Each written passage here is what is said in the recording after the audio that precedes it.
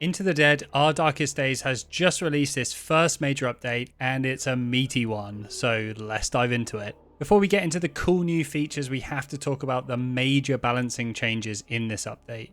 It's clear that the game on early access launch felt way too easy and choices just weren't difficult enough, so these changes have definitely been made with that in mind.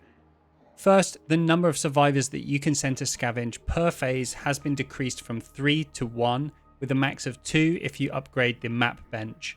I think this is a pretty fair change, and it definitely makes early game a lot more of a challenge. I also think this means that players will be less likely to welcome survivors into their shelter if they can't all be useful and be doing something when they're not out scavenging. Next, we've got an increase in hunger drain and a decrease in hunger restoration from food. This is a double whammy for food, and it will mean that you're not going to have stockpiles of food left over, and hunger is definitely going to be much more of a challenging factor. Dismantling has also taken a double hit with an increase in time slots to complete each item, as well as reduced loot. I'm not sure how this one will play out, but it did feel pretty strong in the late game, so I do think this one kind of makes sense. Removing the ability to use medical items while out scavenging also totally makes sense. You're not going to want to be bandaging up while there might be a zombie next door ready to rip your head off. The exciting one here for me though is the change in zombie threat over time, increasing in locations that you have discovered but have not yet visited.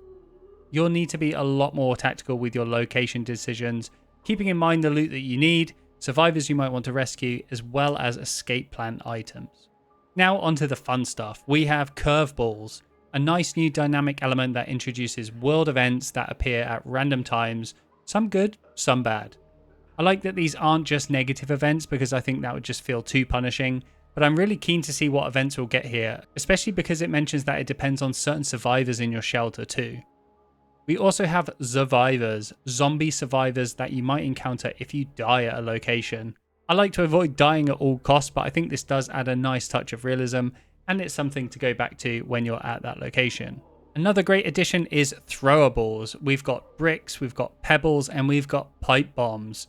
I think bricks and pebbles will be tactically quite interesting for anyone looking for a less combative and more stealthy playthrough.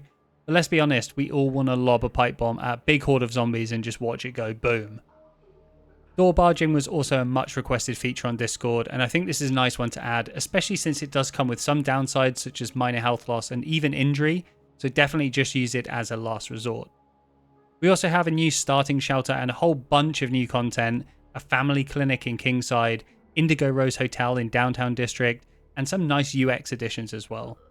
For anyone that's already been playing, I do recommend also reading through the adjustments, as there are some things such as loot being moved, new lockpick requirements, and plenty of other stuff. They also fixed a bunch of issues which I'm really happy with. I definitely got caught climbing the drain pipe at the Texas Sports Supply on multiple occasions.